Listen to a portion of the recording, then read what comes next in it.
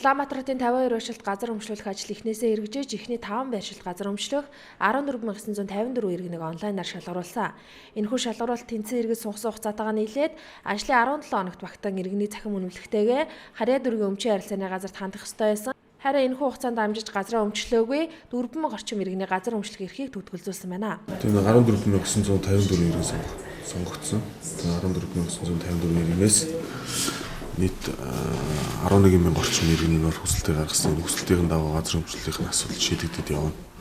За үлдсэн одоо энэ өргөдөл авах хугацаа болоод те сонгогдсон хугацаанд өргөдлөө гаргаагүй иргэд бол газар өмчлөх одоо тэгээ сонгогдсон эрх нь төгчөнгөө болоод за тэр иргэдийн оронд нь те сонгогдоогүй иргэдийн дунд дахин сонголт явуулах ёстой. Журмынхаа дагуу тэгээд дахин сонголтоор сонгогдсон иргэд маань мөн ахиж одоо өргөдлөө бүрдүүлж гаргаад ингээд газар өмчлөлийн асуудлаа шийдвэрлэх боломжтой.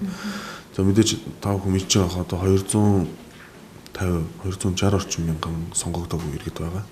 Тэгээд эдгээр 260 гаруй мянган иргэдээс бол ямар нэгэн одоо зөрчилгүй тодорхой шаардлагыг хангасан тийм иргэд одоо нэгэсэндээ зөв бүгэлсэн, өргөдлөө зөв бүгэлсэн, урд нь газар өмчилж байгаагүй гихчлэн ийм иргэдийг дахин шүүлт явуулж чараад тэгээд одоо шаардлага хангасан иргэдээс дахин сонголт явуулах хэрэгтэй.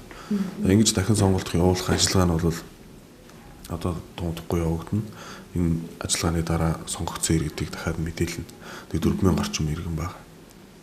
4,000 орчим иргэн одоо яг газар өмчлөж байгаагүй яг 4,000 орчим дахиад барьшлагдсан гэж ойлгож болох уу? Болно.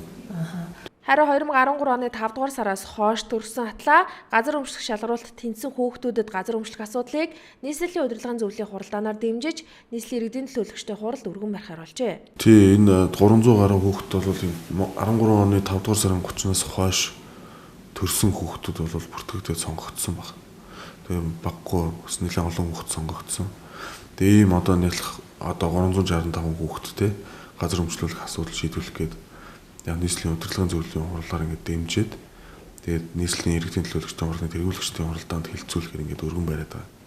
Тэгээ энэ хурлаар хилцүүлээд журмд одоо нэмэлт өөрчлөлт оруулад шийдвэрлэгдсэн тохиолдолд хүүхдүүдийн одоо газар өмчлөлийн асуудал шийдэгдэх боломжтой болно. Тэр энэ хүүхдүүдийн эрх нь бол хязгаарлагдаагүй эцэг эхчүүд нь бол тодруулж их асууж байгаа л да. Одоо энэ хүүхдүүдийн асуудал хизээ шийдэгдэх вэ?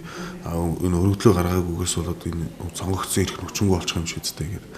Тийм зүйл бол байхгүй. Мэдээж энэ бол тодорхой хүндрэлцгүй үүсэх шалтгаан байгаа учраас энэ өргөдөл авах хугацаанд гэж хязгаарлаж болохгүй маа гэж үзсэн байна. Тэгэхээр энэ дээр бол санаа зовох зүйл байхгүй. Гол нь одоо энэ шийдвэр гарахыг түрхүүлээд шаад. Нийслэлийн өмчийн харилцааны газраас өгч байгаа мэдээллээр эхний ээлжийн 5 байршилт газар өмчлөх ажил чигдэрснээ дараагийн байршлуудад газар өмчлөх ажлыг мөн онлайнаар явуулна гэж мэдээллээ.